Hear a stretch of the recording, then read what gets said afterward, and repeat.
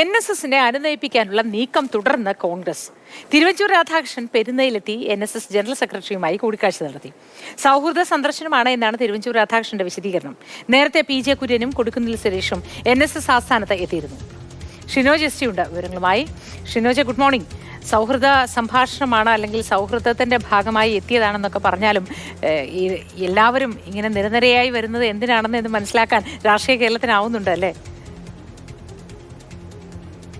ഈ നേതാക്കളെല്ലാം തന്നെ പറയുന്നത്, പ്രത്യേകിച്ച് കഴിഞ്ഞ ദിവസം എത്തിയ PJ കുര്യനായിട്ട് കൊടിക്കുന്നിൽ സുരേഷ് ആകട്ടെ, തിരുവഞ്ചൂർ ആകട്ടെ, ഇവരോട് സംസാരിക്കുന്ന സമയത്ത് പറയുന്നത് ഇത് രാഷ്ട്രീയമില്ല, സൗഹൃദമായ രീതിയിലുള്ള സന്ദർശനം മാത്രമാണെന്നാണ്. പക്ഷേ ഈ ഒരു രാഷ്ട്രീയ സാഹചര്യത്തിൽ ഇവരുടെയൊക്കെ വരവ് തരത്തിലുള്ളതാണെന്ന് നമുക്കെല്ലാം ഊഹിക്കാവുന്നതേ ഉള്ളൂ.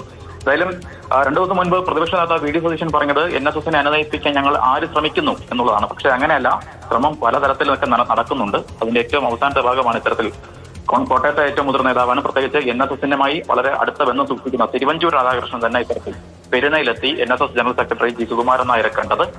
ഇന്നലെയാണ് ഇദ്ദേഹം അവിടെ എത്തി കണ്ടത്. എന്തായാലും അല്പസമയത്തിനുള്ളിൽ തന്നെ തിരുവഞ്ചൂരിന്റെ ഇതുമായി ബന്ധപ്പെട്ട ഒരു വിശദീകരണം നമ്മൾ പ്രതീക്ഷിക്കുന്നുണ്ട്. മറ്റ് നേതാക്കളും, പ്രത്യേകിച്ച് NSSുമായി വളരെ അടുത്ത ബന്ധമുള്ള KC വേണുഗോപാൽ, അതുപോലെ രമേശ് ചെന്നിത്തല ഉൾപ്പെടെ നേതാക്കളും NSS ആസ്ഥാനത്തേക്ക് വരും ദിവസങ്ങളിൽ എത്തും എന്നാണ് നമുക്കിപ്പോൾ മനസ്സിലാക്കാൻ കഴിയുന്നത്. എന്തായാലും ഈ ഒരു തെരഞ്ഞെടുപ്പൊക്കെ അടുത്തിരിക്കുന്ന സമയത്ത് ഇത്തരത്തിൽ NSSന് ഏതെങ്കിലും തരത്തിലൊരു അകൽച്ച ഉണ്ടാകുന്നത് അത് തെരഞ്ഞെടുപ്പിനെയൊക്കെ തന്നെ ബാധിക്കും എന്നൊരു വിലയിരുത്തൽ കോൺഗ്രസിൽ പൊതുവെ ഉണ്ട്. അതുകൊണ്ട് തന്നെയാണ് ഇപ്പോൾ ഈ പ്രധാനപ്പെട്ട നേതാക്കൾ തന്നെ ഇപ്പോൾ ജനറൽ സെക്രട്ടറി G. സുകുമാരൻ നായരെ കാണുന്നതിന് വേണ്ടി പെരുന്നയിലേക്ക് എത്തുന്നത്. ശരി, ഷിനോജ് വിശദവിവരങ്ങൾ പങ്കുവച്ചത്.